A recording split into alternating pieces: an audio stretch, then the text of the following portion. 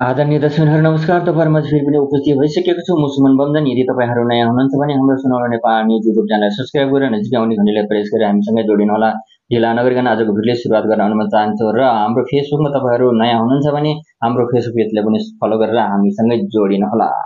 नेपालको इतिहासमा जातीय विभेद, अस्पृश्यता र सामाजिक असमानता र राजनीतिक उत्पीडनका कारण विभिन्न समुदाय शताब्दीयौंदेखि बहिष्कार र सीमान्तीकरणको शिकार हुँदै आएका छन्। विशेष गरी दलित, आदिवासी, जनजाति, मधेसी, थारू, मुस्लिम, महिला, अन्य पिछडे वर्गका र अल्पसंख्यक समुदाय राज्यको संरचनाबाट पर धकिलिएका छन्। ती ऐतिहासिक सामान्यहरू सामाजिक सम्बन्धहरू र अन्य सीमित थिएनन्। तिनले देशको राजनीतिक शक्ति संरचना, आर्थिक स्रोत र पहुँच र राजनीतिकमा विभिन्न एवं सामाजिक अवसरहरूमा समेत वञ्चित र असमानता निम्त्याएको छ। शाहवंशको शासनकालमा विशेष गरी नेपाल भौगोलिक र प्रशासनिक एकीकरण 1968-1970 अर्थात् गोर्खा राज्यको विस्तारपछि जनताको राजनीतिमा सहभागिता निकै सीमित रहेको थियो। यस अवधिमा नेपालमा केन्द्रित एकाधिकार प्रशासन प्रणाली थियो जसले जनसहभागितालाई प्रतिबन्धित गर्दथ्यो। केन्द्रित सत्ता भएकाले राजाले नै सर्वोच्च निर्णयकर्ताको भूमिका खेल्दथे। सर्वसाधारण जनताको राजनीतिमा प्रत्यक्ष भूमिका हुँदैनथ्यो, जसको कारण प्रजातान्त्रिक प्रक्रियाहरू अस्तित्वमै सीमित रहेका थिए। पृथ्वीनारायण शाहले हिन्दू धर्मलाई राज्य धर्मको रूपमा प्रवर्तन गरे, जसले नेपाली समाजमा रहेका अन्य धर्मप्रति धार्मिक र सांस्कृतिक विभेद कायम गरे।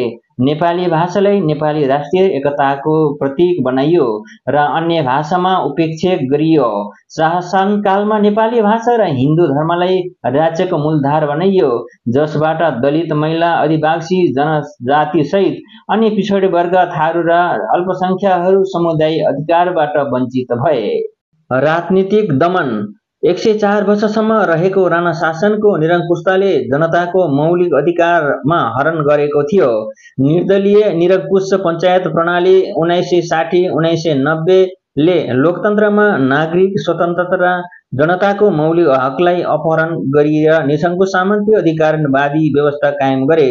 भूमि र आर्थिक अन्याय राणा शासनकालमा भूमि राणा परिवार र जमिनदारहरूको हातमा केन्द्रित थियो, जबकि गरिब किसानहरू बाँच्नको लागि राणाकालको वृत्त भूमि पट्टा प्रणालीमा बाँधिएका र बस्नु पर्दथ्यो।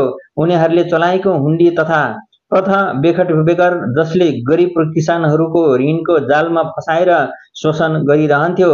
त्यस बेलाका वृत्त प्रथा, जागिर प्रणाली, रकम तथा कर योग्य जग्गा, गुठी भूमि, कुत प्रथा, बेखुडेर र प्रथाका कारण